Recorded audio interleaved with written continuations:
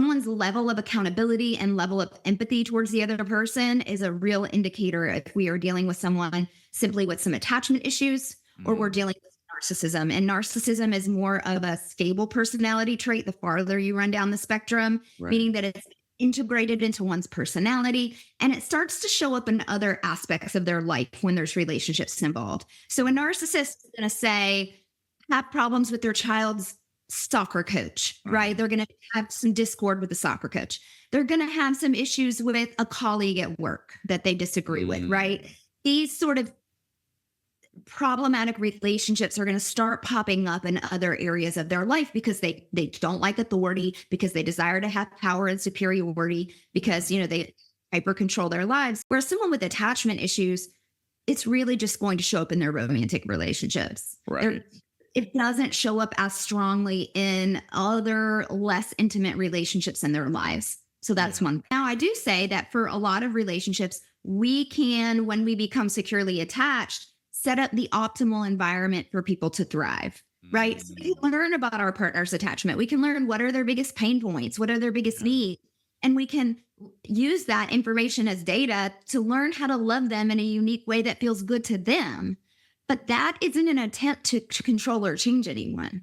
Interesting. This is really important to talk about because it hits on this level of how much responsibility do I have for their attachment and how much, like, what does that look like in terms of, like, because I love what you said is like, well, they're avoidant and I want them to be like me. Like, I need them to be like me, or because it's the way I understand and that's how I digest and all that. But in reality, it's having that open communication and dialogue to be like, this is how I work, and that's learning to love each other with this level of security and respect and consideration for each other is what you're saying. Right. Got it. Absolutely.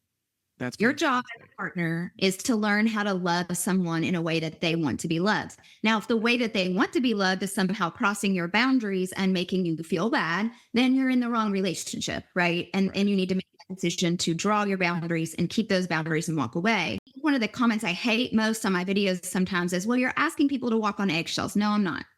I'm asking people to learn how to communicate non-critically. I'm asking you to know that if your partner is someone who, say, is dismissive avoidant, whose nervous system, until they get help, only can regulate in isolation, that they become dysregulated and when they're with you, when there's conflict, and they need to go off by themselves to process because they're extremely slow emotional processors.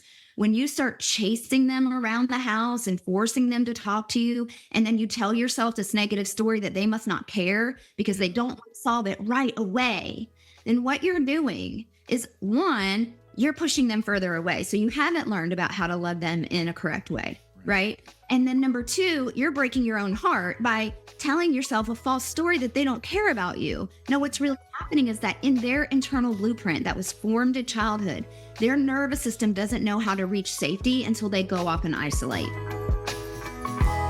Self-Hype Podcast.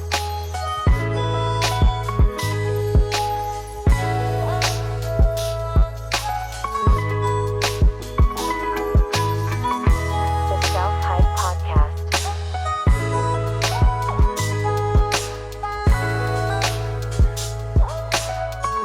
The Self-Hype Podcast.